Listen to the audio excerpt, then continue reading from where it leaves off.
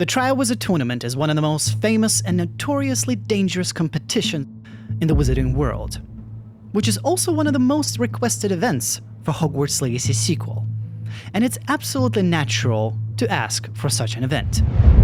In Harry Potter and the Goblet of Fire, it offered something new and unique in the series, a chance to meet other wizard cultures, get into excitement and mystery of each challenge, and root for our hero. Though it was more than just that. It was also an exploration of youth, preparing for the party, asking someone to dance, feeling anxious about your looks. That's exactly what many of us were going through when this movie came out in theaters, and it almost perfectly showed us figuring things out.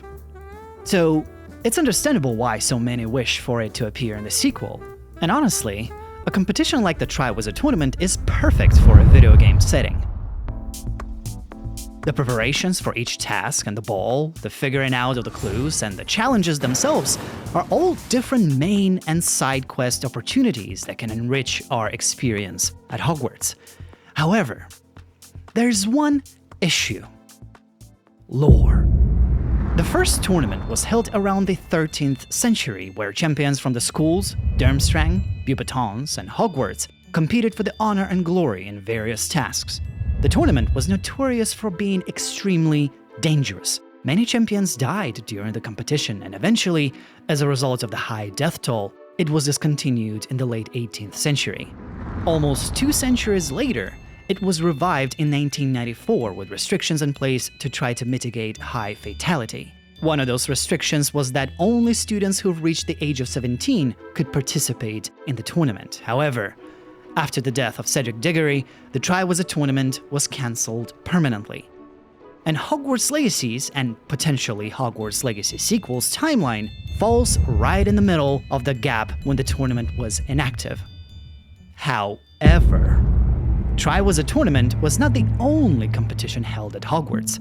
There was All-Wizard Tournament, Wizard Chess Competition, the Sorcerer's Olympiad, so there's still a chance to have an event of a similar scope to happen in Hogwarts Legacy 2. In fact, this timeline provides a perfect opportunity. The year 1892 marks the 900th anniversary of the foundry of Hogwarts. Naturally, an occasion of such importance grants a celebration and a contest, with the main theme being the 4 founders and their houses. Technically, this anniversary was supposed to happen during the year of the original game, but given the fact that Professor Black is Professor Black, it could still work. Imagine this announcement. May I have your attention, please? 9 centuries ago, 4 incredible witches and wizards joined together to craft a place where the magic kind could be safe and educated. Hogwarts. The construction of the school was a feat of ingenuity, craftsmanship, and talent, which required a sum of incredible magical skill each of the 4 founders possessed. And every 100 years, we celebrate that feat by holding a tournament in the name of the 4 founders to challenge our students to bring the best of their houses. Now, the 900th anniversary of the foundry of Hogwarts is a cause to celebrate once again, which was actually last year, but I forgot. To compensate, this year we will be holding the 901st anniversary of Foundry of Hogwarts and a tournament of houses in its honor. Each student who has reached the age of 15 can submit their name into a dedicated pensieve for a chance to become the champion of their house. The chosen will be challenged in 3 different tasks. 3 incredibly difficult but rewarding tasks that will test your knowledge of your house. But only one will join the Hall of Fame. So study your founders, hone your skills, and bring your house pride to light. But remember, we are all under the same roof of Hogwarts. Oh, and just one more thing. A celebratory ball will be held at the end of this year that will also host the Minister for Magic himself. So I expect all of you to represent our school with excellence. Now off you go. And that presence of ministry at Hogwarts has a direct link to the London map premise. More on that in the video that I'll make sure to clip at the end. The fans of the series often mentioned how they want to see the construction, the foundry of Hogwarts. I think this event can provide some flashback opportunities to explore the distant past. Moreover, the first game lacked a focus on the common rooms. While they were done with incredible attention to detail and each had a unique personality, the common rooms were incredibly underutilized. With an event like a tournament of houses, the player will have a chance to immerse deeply within their houses, their common rooms, seek secret knowledge left by the founders, and this will provide an ultimate replayability as each house will have its unique features and scenarios how things will unfold in a tournament.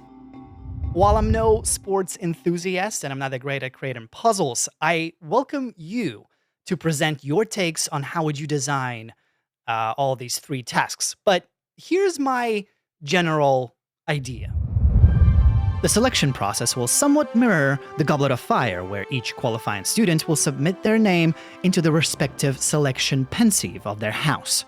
By Halloween, these magic pools will select the house champions. The competition will begin. The first task in the Triwizard Tournament featured a simple objective: to collect the golden egg, which also served as a clue for the second task. In the Tournament of Houses, the goal for the champions is to collect 1 of 4 crystal veils, each meant for a different house. It will take place in a giant arena divided into 4 shifting elemental zones that rotate during the challenge. Starting from the outer ring, the champions will have to find their way through a number of obstacles while being bombarded by elemental traps, dangerous magic beasts, and shifting platforms to reach the center pedestal with their veil. It will be as if the entire wizarding nature is going up against them. The first one to retrieve their veil wins a slight bonus in the second task. Unclear at first, but later the champions will realize that the veils actually contain memories, which will lead them back to the pensieve pools they've dropped their names earlier. Each veil will reveal a sacred memory left by the founders, which will equip each champion with a crucial knowledge. Once submerged into the pensieve, a champion will be taken far into the past, at the moment so many would die to see: the foundry of Hogwarts. Each of the 4 founders will greet their champions and lay out an importance of knowing thou house and its element. Fire for Gryffindor, water for Slytherin, wind for Ravenclaw, and earth for Hufflepuff. The knowledge of one's nature will be the key to solving the second task. To acquire that knowledge, the founders will invite the champions to meet them in their common rooms. With that, the champions will emerge from the pensieve, briefly check with each others, and rush to their common rooms. Storming through the dorms, waking up everyone around, they seek help from their peers to help meet the founders. For Ravenclaw and Slytherin, this would seem almost too obvious, with the statues of Rowena Ravenclaw and Salazar Slytherin on full display, but for the others, they'll have to dig deeper. Whether it's a hidden portrait or a glass mosaic, eventually each champion will greet their founder and they will reveal a secret passage inside the common rooms leading deep into the castle. Following the path, each champion will undergo a series of puzzles akin to challenges from the old Harry Potter games, all designed to possess the unique knowledge. At the very end, champions will find themselves at the exit of the secret dungeon with a single clue, a letter, and a number. Once through the exit, they will find themselves in the library, but in the very old section facing an ancient bookshelf. The letter and the number will guide them to a specific book in which they will learn a powerful spell, allowing them to gain a great control of their element. As they practice their new spell, the time for the Yule Ball will come, which will slightly pause their preparations for the second task and let them dive deep into the excitement. Once all the bittersweet moments of the holidays have passed, the time will come for the second task, designed to give honor to the architect of Hogwarts. It will take place at a specifically designed sentient castle that features an Escher-style construction. Each champion will enter the castle from their designated entrances, and their task will be to reach the highest tower at the center. As the champions ascend, empowered by the house spells, they will face different levels of an illusionary castle, with each level shifting based on their actions. Different levels will feature unique challenges, boggarts, mind tricks, and special opportunities to utilize their elemental powers. And occasionally, some champions will accidentally venture into their competitors' section of the castle, where they'll find themselves unmatched for the tasks at hand, designed for other elements. Ultimately, each champion will reach the top, with the potential for some getting lost and not finishing in a given time, leading to their delayed start in the final task. The third and final task will be nothing like the others, and at first will throw the champions off when they'll find themselves in an empty dome surrounded by clouds, facing nothing else but each other.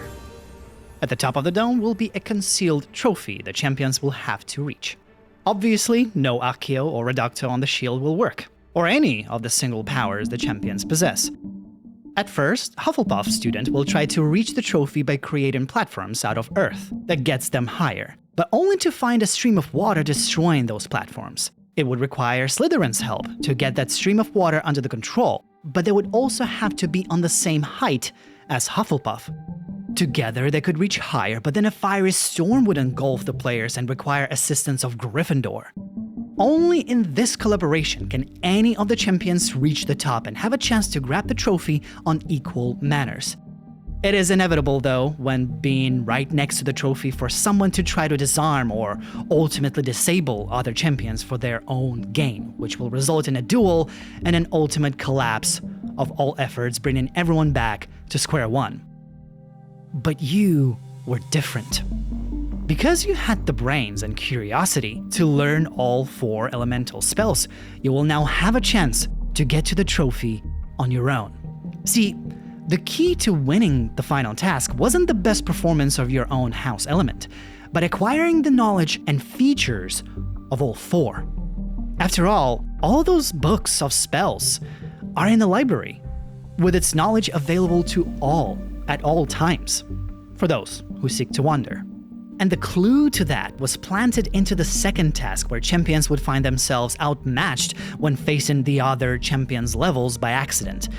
And that directly links to the words Professor Black said at the beginning of the year. But remember, we're all under the same roof, Hogwarts.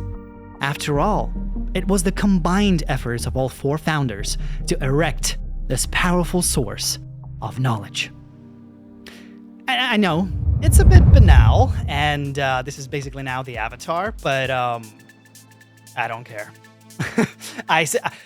Yes, it's the elements, let it be simple, let it be that, but most importantly, a competition like this will create an incredible desire and interest for players to invest their time and look forward to every next mission, which is exactly what the sequel needs in tandem with the second map, London, a topic I cover in this video.